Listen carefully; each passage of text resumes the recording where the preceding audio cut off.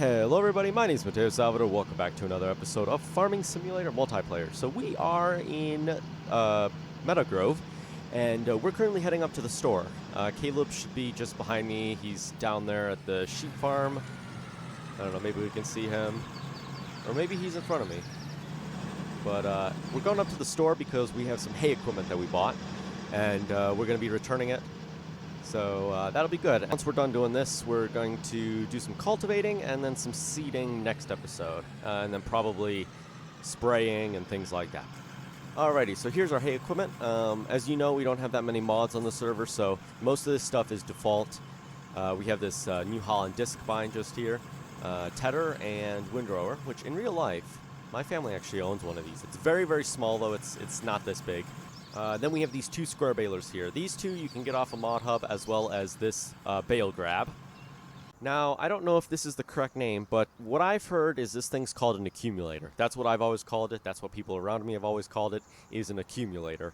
Basically what it does is it's got this little hitch here, and it goes to the back of the baler. And as the bales are coming out of here, they go into here, and they get into position. And eventually what ends up happening is 5 or 6 bales in, they go onto the field and they just sit there. And then you come by with this and you can pick up all 6 bales in one go, put them onto a trailer and leave. It's really, really nice, this thing. I've actually been hoping that somebody would make one of these for Farming Simulator. And finally somebody has, so that's good. So if you're interested, I'm going to share this clip with you. This is what an accumulator does in real life. I think the accumulator that this guy is using is a Kuhn accumulator, but it basically does exactly what this does.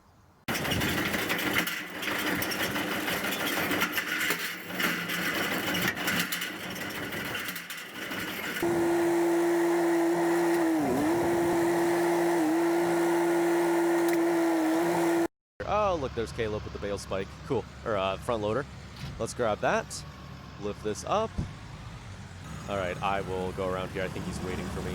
Can we lift this up? Yes, we can. Alrighty, get that attached right there. And then we'll get the accumulator attached. Oh, I just had it. There we go. Wow, that didn't do what it was supposed to do. Well, there we go. We got the accumulator attached here. How does it attach? Oh, interesting.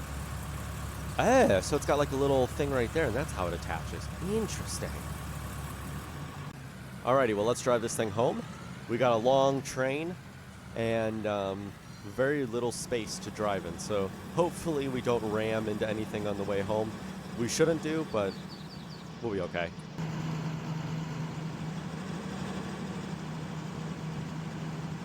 So if you missed the previous episode or you didn't watch Caleb's perspective, he was in this field right here, and I had a laugh while watching his perspective. I was driving down this road with the 2 stacks of square bales, if you remember. And it was hilarious just seeing me travel down the road with 2 thin stacks of square bales. It looks so weird. All right, I'm going to leave the... Oops. Manual attach isn't a thing, Mateo. Remember. All right, there, oh, shoot. There we go. We'll get the tedder in here. Put that down. Hit the wall, because that's definitely a great thing to do. Definitely not expensive machinery that we're breaking here. All right, I think that can sit right there. There we go. Man, I'm not used to hitting Q to unload cargo. Manual attach, man. Oh, he's got the windrower. Interesting. I don't know where he's gonna put it. We've tried to record this previously, and we were dealing with some issues with lag, and I had put the tedder around back, or the windrower around back, and I don't know where he's thinking about putting it. Maybe I should tell him that the back is a good place to put it. Oh, wow, that's definitely legit. Why aren't you... Are you telling me you're not... Oh, okay. Maybe it was the wall messing up. All right, I'm just going to park over here.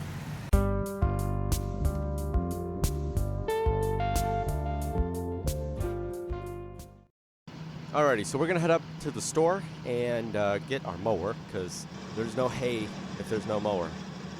Well, no baling if there's no... Well, obviously, mowing is the beginning steps of the hay industry. I imagine you could probably bale if you didn't cut it, but it probably wouldn't work out too well.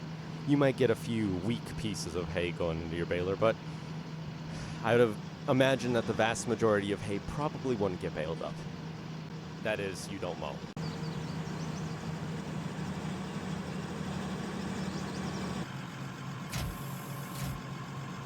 You know, this is probably the neatest shot I think I've had in Farming Simulator. He backed this into this corner real nicely.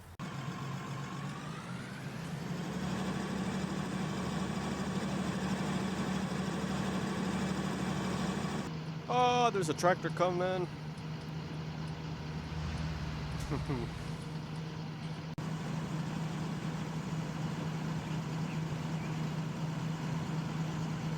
Alrighty, so let's get this in here. I think we could just put in that corner.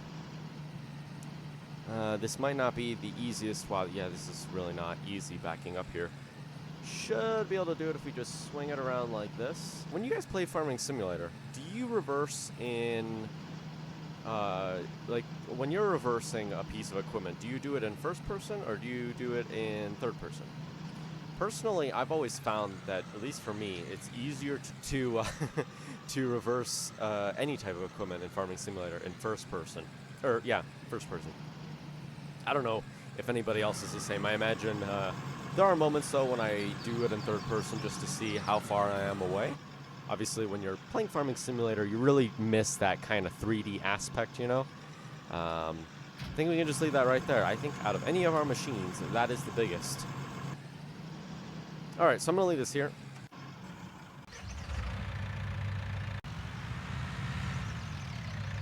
You know, it'd probably be smart if we lifted up the implement rather than dragging it on the floor. So we're going to head down to the sheep farm now. We have that one field that Caleb did last episode. If you watched his perspective, he did field number 73 and 1. Field number 1 had potatoes in it, so I told him to, he's trying to reverse. Field number 1 had potatoes in it, and obviously we don't have equipment to do potatoes, and I imagine trying to fit a potato harvester through this little gap here would be just a blast. So that's why we plowed it in, and I'm going to do some cultivating work now. Caleb's heading over, I think, to field 69. Alrighty, so we're getting started here. I'm going to do a headland and then probably just do up and down rows. And that'll probably work out that way. Thinking he's probably going to either head over to field number 79 or he's going to head down 79. Field 6, we don't even own 79. 69, I mean. Why do I keep saying the wrong number? What was it? Last episode I said field 215 when I meant 69. Like, what am I doing with my life?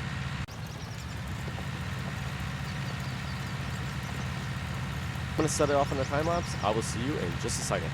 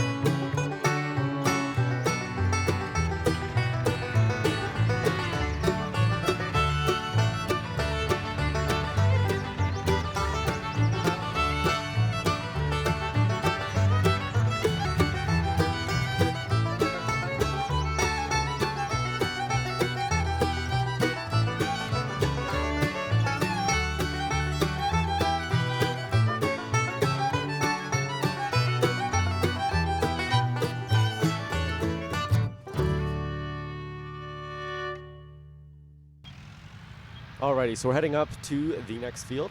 Caleb's currently in it. He's at the what end would that be? The eastern end. Here he is, working away with his rotor tiller. Well, it's a power harrow, I think they call it. Rotor tiller, power harrow.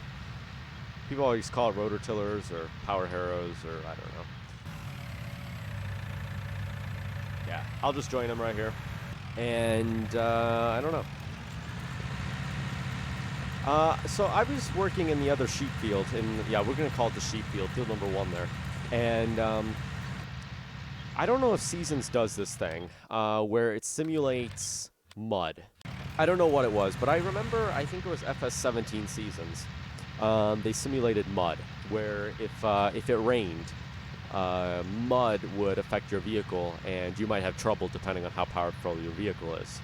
And, well, we definitely had some trouble in the other field there. And it rained between this episode and last episode. Obviously, I skipped the day so that we could be on the 3rd day of Seasons. I'm here in this field. I'm going to set you off on another time-lapse. We're going to get this done, and then I think I'll probably be at the end of the episode. Before we do this, I want to actually get another tool. This is gonna come used to us later. If you haven't used one of these, or if you haven't seen my other farming simulator series, basically, I'm still flying. There we go. If you've never used one of these, basically it's like a probe, and you put it into the ground. It can tell you the crops that's there. It can tell you the moisture, growth. It can tell you elevation. I think this is moisture, ground moisture. Crop moisture, ground moisture, and then fertilization, I think this is.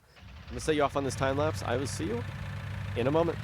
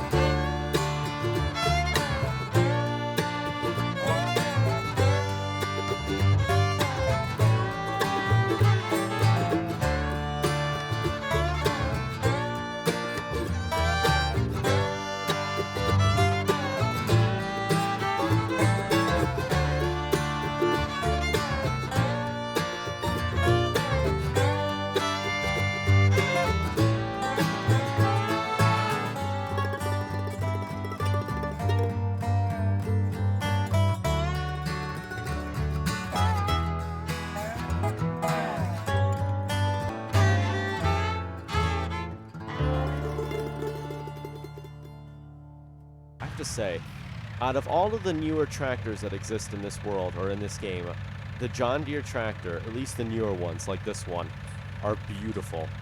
Like, I've fallen in love with this tractor here. It just, man, that is beautiful. Like, I used to always say, you know, I hate the looks of new tractors, this and that and the other thing, but John Deere, you do a good job with your tractors. Like, man, just look at that. Case does as well, though. And I know I probably just triggered a bunch of people who are into tractors by saying that, but it's the love I never knew I had. Alrighty, well, he is done. I don't really know how that's going to turn out, but that was actually pretty cool. And you know what I realized? This thing has ridge markers on it. I've never seen a tiller that has ridge markers on it. So that's, well, I mean, then again, I rarely ever use a power tiller, but that's interesting that it has ridge markers on it. Let's return to the tractor here and probably move it out of the field. I don't know what he wants to do. Probably wants to get the episode, or at least end the episode here, because I think our plan for next episode is to, that looks cool, ram. You know what? Let's take another screenshot just so I can, like, so there we go. Flying around. Nice. I should get my flying around enabled. There we go. Let's see if I can get a... He's flying around. Oh, yeah, okay, interesting. So it looks like we're falling. You know, I wonder why they created this animation in the first place. The falling animation.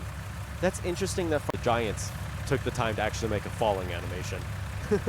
All right, let me get that done. You know, I'm a stupid dingus. look at this. There's an entrance to the field right here. Okay, there's the sheep farm. I literally drove all the way down there and around to enter the field when I could literally have just entered right here. Man. I'm dumb. Alrighty, so we're returning the equipment home right now. I'm pretty sure we're about to end the episode soon, so it'll be good. Everything's all folded up. Oh, my. I rammed into a fence, I think. That is definitely not beneficial for the good of the environment or the farm. If we're spending money because stupid guys like me ram into fences. Alright, let's close that there. So that's under... Actually, you know, I wonder. Let me try something. Can you turn... Ooh. Oh, wow. I like that. I'm going to take a screenshot of this. This actually looks really cool. The Room of Wonders.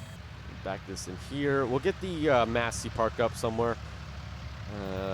Man, power to... you know, I want to take a look at that before we end the episode. Because it's been a while since a long while since I've used a power tilt. Power harrow. There we go. That's what I was trying to say. Been trying to say it that. Let's get into the Massey here, and I guess we'll just park it up here for right now. And I think he's going to park the New Holland back there where the front loader is, and we can. Wow, beautiful tractor that is. I should get that from my my Farming Simulator Midwest Horizon series. This would fit perfectly with the series. And I'm not saying that I don't like the Deutz any less, because Deutz will always be superior, but. Or any other brand, for that matter. I mean, Deutz is going to be the superior one, but when it comes to new tractors, John Deere is the best. And the Caleb is nowhere to be seen. Where did he run off to? Oh, he's down at the sheep farm there. Let me, do I have my flying enabled? No, I don't, because why would I ever have flying enabled? Woo! Alrighty, so it doesn't look like we're ending it just yet. Caleb is actually taking the New Holland over here. He's going to grab the front loader and bring it over. So I might as well just kind of watch here and maybe do some cinematics. That might be pretty cool.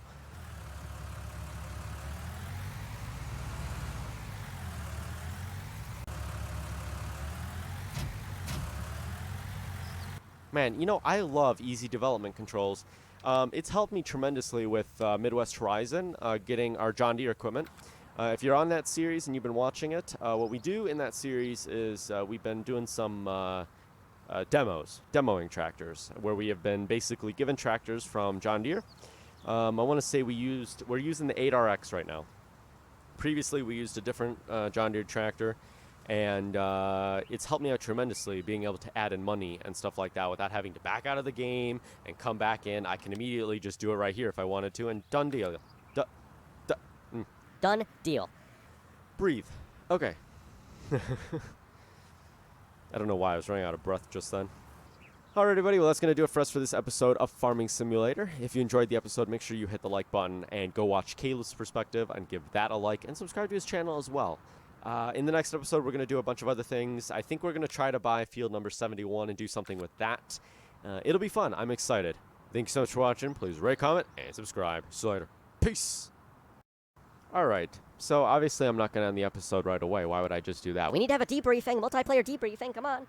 Well, it appears that there's going to be a sheep somewhere standing. Not on my screen. It appears there was a sheep standing on the fence. That's funny. Can you believe that? He just guessed my mind. Remember, at the end of the episode, I was literally saying we should buy field 71. Well, he said, I think we should buy a field. 71 next episode. Bro, he's a mind reader. I'm such a good farmer, I'm just outstanding in my field.